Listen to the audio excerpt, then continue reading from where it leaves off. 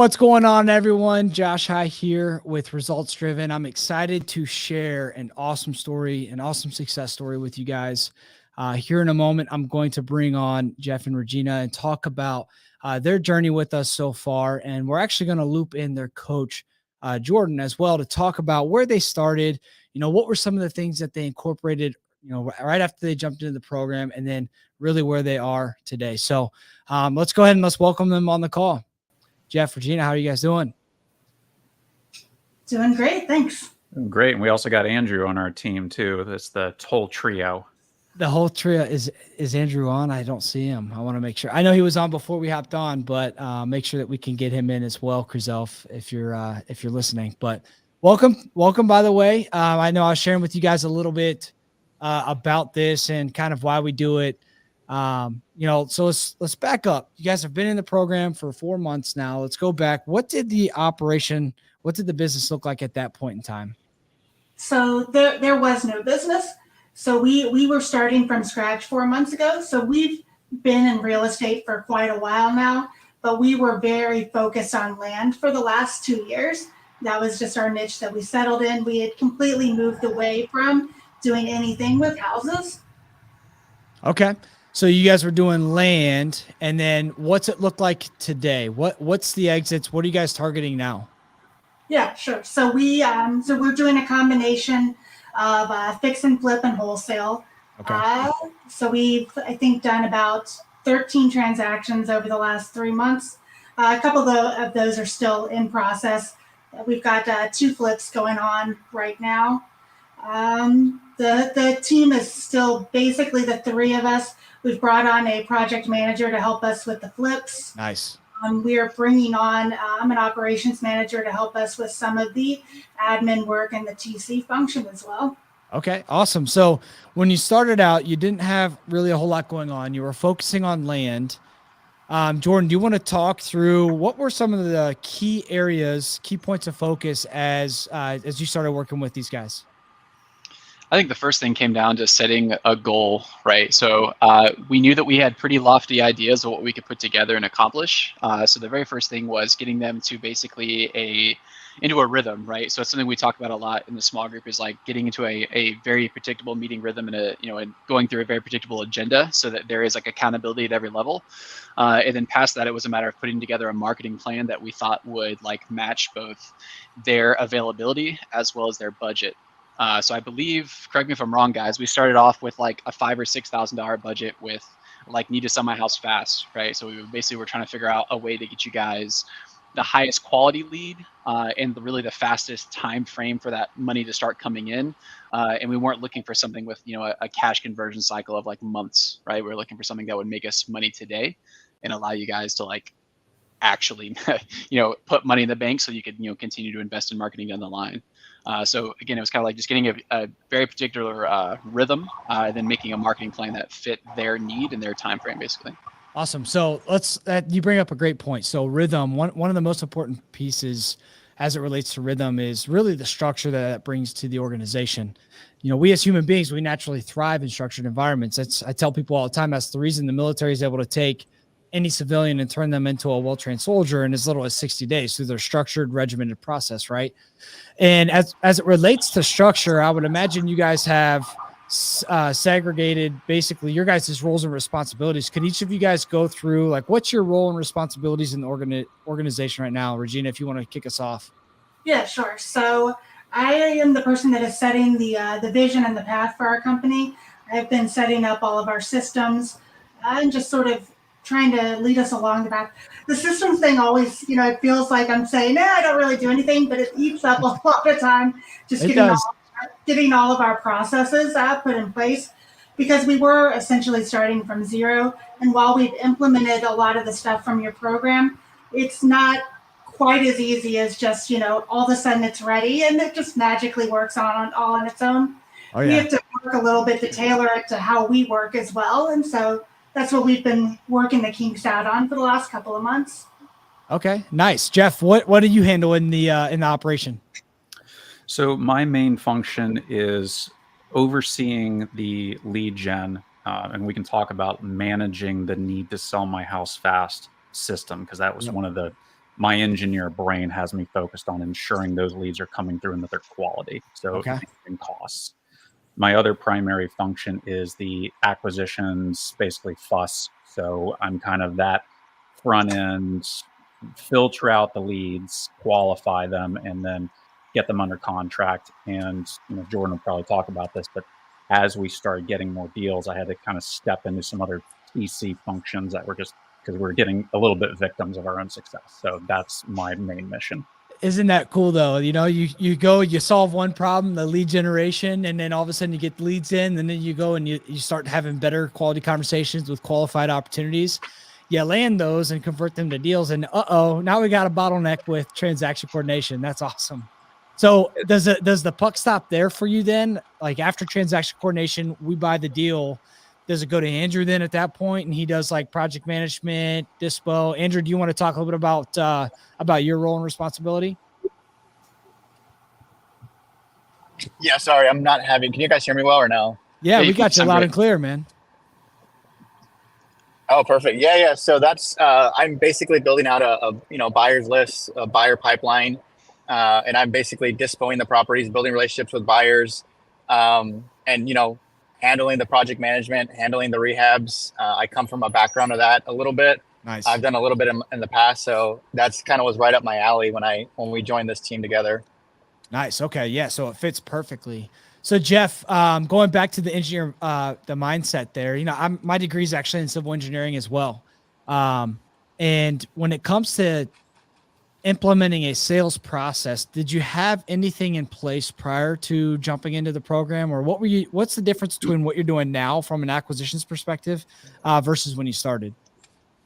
So Regina and I have been working in real estate for a couple of years. So by the time we arrived, we had already had some experiences. She gave me the book Spin, which I think was inspired by you, which worked very well in my brain. Nice. So we had some experience and some advantages coming into this. And like we said, we had walked away from wholesaling houses because it was just our lead gen was really, really suffering. And we still love land for a variety of reasons, but it didn't generate consistent cash flow. So, that being said, getting into the sales process, kind of the engineer brain structure, it wasn't that hard to get into that seat. I think really, and Regina can probably speak more to this as kind of the overall, like seeing the 5,000 foot view, is ensuring that lead comes in, it has to go through this hurdle, then this hurdle, then this hurdle, and get to the end. And who is watching over it when it's in this position? Yep. And who is watching over it when it's in this position? Yep. So Jordan, do you want to talk a little bit about really what part of your rhythm working with them is looking at KPIs? Do you want to talk about the incorporation of tracking these metrics, maybe some things that you guys had tweaked, adjusted, changed, or maybe some action items you gave them as a result of seeing some of the KPIs? Yeah, candidly, Jeff has actually been a dog in sales, so there's not been a ton of red flags. But to go back to I guess the beginning, upon joining the group, right? Like we typically build together like a sales scorecard basically to hold them accountable to the metrics that we're looking to see, and as a part of our meeting rhythm. Obviously, for the first 4 weeks, we're onboarding into different like phases of the business. We're touching different things, but past that, it's really just diving into the organics. And God, I thought Andrew just wrecked there. All right, by the way, this is how it is in our meetings. Andrew is always in the car Every time. I don't think I've ever seen Andrew not. But going back to that, so once we have the scorecard, everything implemented, a big part of like the meeting agenda and rhythm is making sure and validating these organics are actually happening. So when we meet every other week, that is a big part of our meeting. We're looking at how we're performing, how many offers per contract we're at, how many processes per offer. We'll look at the actual lead generation and flow to understand if we're doing enough to reach our goals. And if not, then we'll have a conversation around marketing. And, fast forward to today, now we're talking about holes in transaction coordination to the point where now they're looking to hire for that role, because now where it wasn't a need before, now we have a glaring need because Jeff can't stop locking up deals. And really big shout out to Andrew, because Andrew is 2 for 2 on closing deals in Spanish. So they kind of have, they have everything covered realistically. But candidly, Jeff has really never had a problem implementing our script our process. He's been very adamant about it since day one. And realistically, the conversations I have with Jeff are more so just around continued belief in himself, because Jeff does a really good job. But just like anybody else who's come across success for the first time, it's probably like, is this, it's kind of a little bit of that imposter syndrome, like, is this real, right? So, Jeff and I will talk one off after meetings and just like, Jeff, you're doing great, brother. Like, you deserve the success you're having, and like, you are going to continue to have it because of who you are. So those are kind of the things that, we talk about in our meetings, and naturally even outside of the meetings. Nice. So opening this up to all of you guys, and we can go one by one. Regina, I'm curious, what's your favorite part about working with Jordan and the results driven team? So my favorite part is actually kind of what Jordan just mentioned. So we have our bi-weekly call, and that's great. We go over things, but I actually really like that Jordan is open and available whenever like we just need a little bit of encouragement or a little bit of tweak on something. Yeah. We know we could call or text him and get a response back. And that's actually really helpful because, sometimes it's not even a big thing. It's like, hey, I just need to know that I'm not crazy, that we are on the right path here. And, that somebody else, that I'm not just relying on myself and my own, abilities. I can be like, Jordan, do I have this right? And he'll, and he can confirm things for us. So that's actually been a big help for us, I think. Nice. Yeah. A little sounding board, maybe a little elbow nudge when you need it. Yeah. Go ahead. You could do this. I'll give you that gentle nudge you need. So, Jeff, I'm curious, what about you, man? I mean, part of the reason, again, we struggled so much in wholesaling when Regina and I first got started, long ago, and moved to land, is that our lead gen really struggled. And one of the things Regina and I recognized is one of the real crucial parts of building a business is the ability to diagnose problems within your own business and then prescribe the right medicine. And having Jordan come on every other week is great because he has seen so many other businesses. He can look and diagnose problems and say, this is what you need to implement. And one of the things that we agreed, because before we started this program, the three of us, Regina, Andrew, and me, we all got together and said, what is the business we want to create, and where's everybody going to sit that we think? And then come to Jordan and say, this is our plan. And that Jordan can come in and say, here's the steps you need to do. And then we all agreed as a trio, we're going to implement like crazy and bring new chaos and problems to Jordan that we think we're experiencing, get him to diagnose it and prescribe them the right medicine, and not bicker and complain about it. But what if we did something really nuts and just implemented what he said? And you guys have done that, and it's worked well, huh? Yeah. I mean, obviously one of the big things was the lead gen, and then incorporating the process that you guys offer. And again, having people in the right seats to just implement and put our heads down and just go after it as hard as we possibly could. Yeah, no, that is awesome. And being super focused, because like, as much as I love land and I want to get back into it someday, I was like, I am hell bent on this thing right now, and everything else just needs to take a back seat. Yeah. And I mean, you guys have seen like extreme magnification with the deal flow. So what have the last what's the last month or two looked like for you guys on the deal flow side of things? Yeah. So right now we're bringing in 1 to 2 contracts a week typically. We actually slowed down the last 2 weeks because of the problem that Jordan mentioned earlier. Jeff got caught up in doing some TC stuff for us. Too many deals. Yeah. Yeah. But that is a problem, because we don't want it to slow down acquisitions. Yep. So, after we talked with Jordan last week, we said, okay, this is a clear problem. We have to come up with a solution, and it is to bring we had been discussing what was the next person we needed to bring on. And we realized that it needs to be that person because we have to move this off of Jeff because he has to be closing deals. Yeah, 100%. And he's really freaking good at it too, which is awesome. So Andrew, what about you, man? Do you have any insight on the topic here of like, what's been your favorite part about working with Jordan and the results driven team? Yeah, I mean, I would agree with Jeff and Regina wholeheartedly. Jordan's been there for us, since the beginning. I think, I came from a sports background. And so when I played sports, I always thought, man, I give it my all and they give me feedback and everyone cheers me on. But it's the coaches that I love the best who are the ones that said, hey, you did good, but you can do better. Oh, And yeah. I can remember one of the very first meetings that we had with Jordan. We made something good, and I thought, oh man, we're building this business up from nothing, right? Essentially, right? And we're trying to build it up the right way. And so I thought, hey, this is a really good win for us.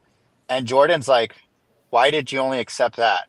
Why is this the standard? And so it was at that moment that for me, I got upset. I was like, oh crap, like excuse my language. I was like, man, we got to set it. We got to set the standard, but it's good to work with people like Jordan and results driven, as well as you guys deal with higher level performers, right? We're not dealing with, the bare minimum standard, right? We have a high expectation. And I think at that moment, I realized, man, we're good and we're happy with where we're at. The next week we got a higher contract at a higher price. It pushed me on the dispo side to be like, okay, if our average margin is here, let's try to get more and more and more. And it was everything, from the expectation that Jordan had on us, but also the systems and the corporate structure that you guys bring to a wholesale business, which Yeah. is, if you think about everyone else in our in our area, not a lot of people have that, right? So that sets us apart heavily when we're trying to scale and grow. Yeah, without a doubt. So you mentioned sporting background. So I have a sporting background as well. What sport did you play? I played everything. I mean, football, basketball, baseball. I was really good football player back in the day, probably 12 years ago or so. So, Nice. Okay. What position? wide receiver. Okay. Yeah, Nice, yeah, man. yeah. I play middle linebacker, so I had a few crossing routes in my day, Oh yeah, I love it. Yeah, dude, that's awesome. And it's interesting that you bring up that, there's so many people that settle for good, and Jordan's phenomenal with this, and it's really a standard that we have in the organization. It's like, one thing we always preach on is 11 out of 10. And you could go and you could get a 9 out of 10 on like scoring out on like if you were to go back to the football days, if we had a game and I had a 90% score on the game because I missed an assignment on a couple of plays. Well, even though I had a 90%, that's still an A, right? But constantly and always striving for that 11 out of 10, I can always be better, has been something that's really set all of us apart. It's something that set Jordan apart as a coach and as a human being, right? And it's awesome that you guys have seen that out of him and that you guys are incorporating that in your guys' organization. So that's really cool. So let's go back, and I'll open this up to any of you guys that want to chime into this.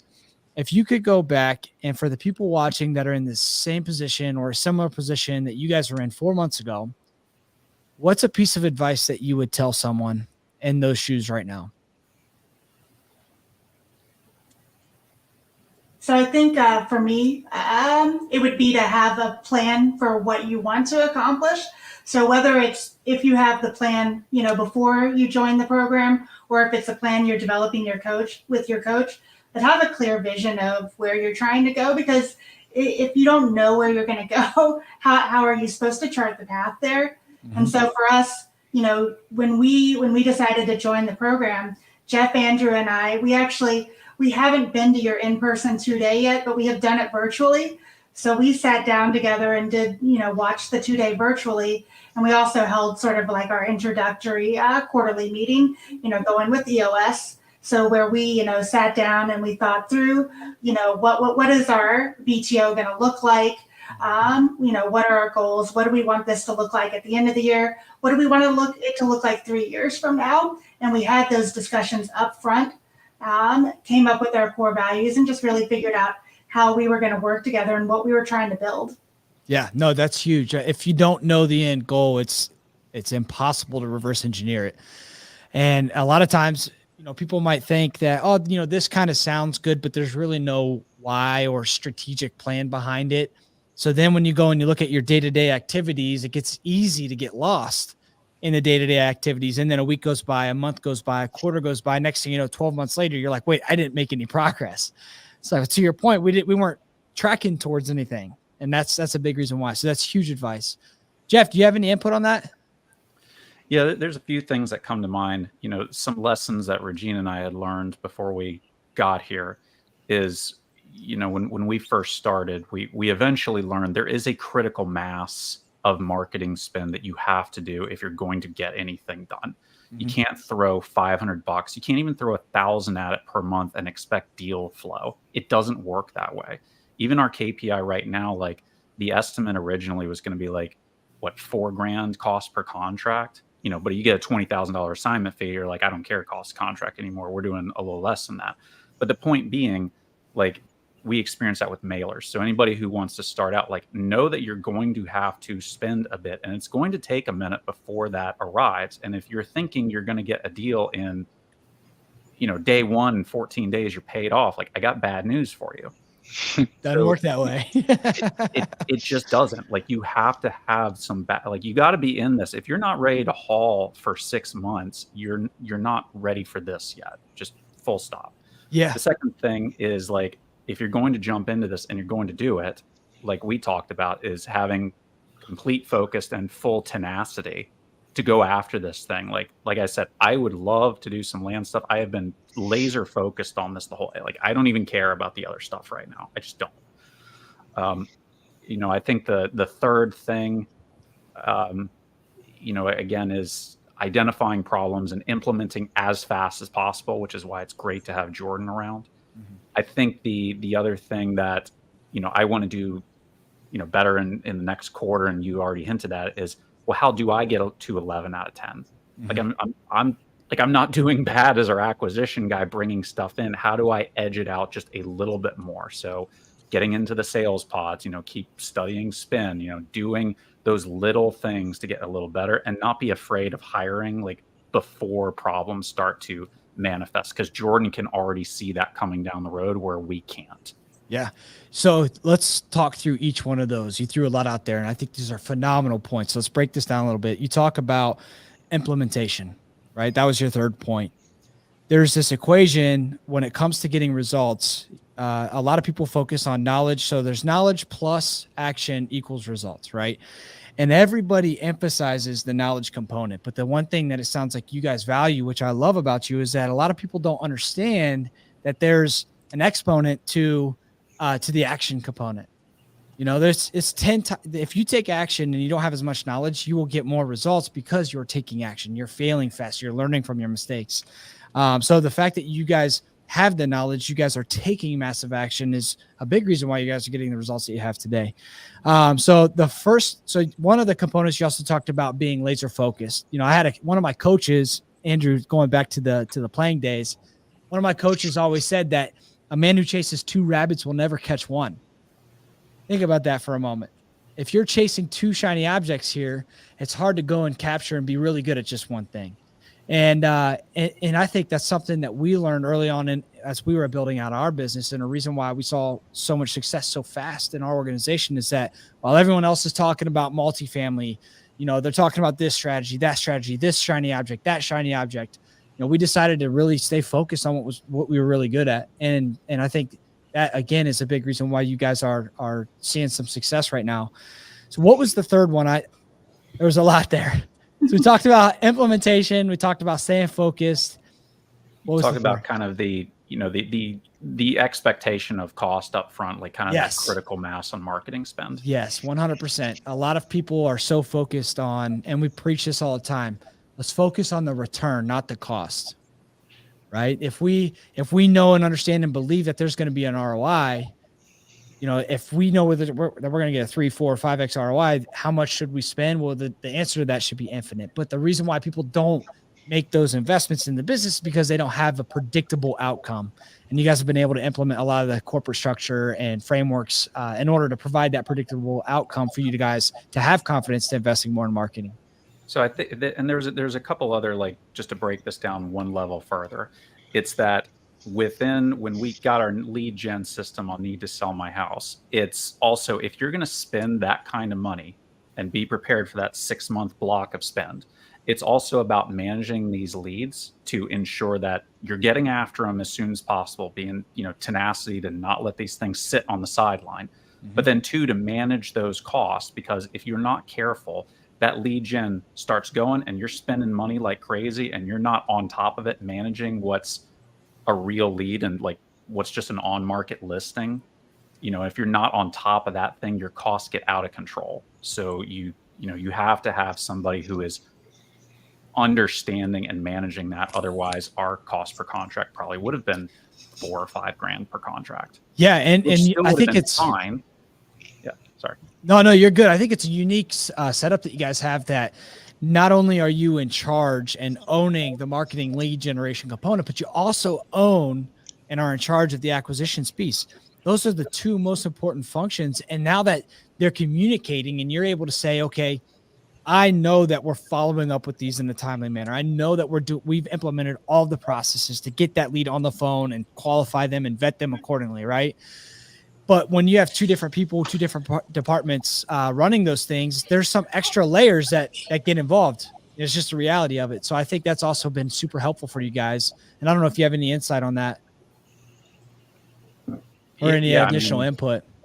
Yeah, I mean, again, it just comes down to, like, if you're not paying attention to like a PPC generator or a PPL, the costs just get out of hand. So like nothing is magical on its own. I mean, PPL has felt damn near magical, but it's not like you can set and forget this thing and pretend it's super low maintenance. Right.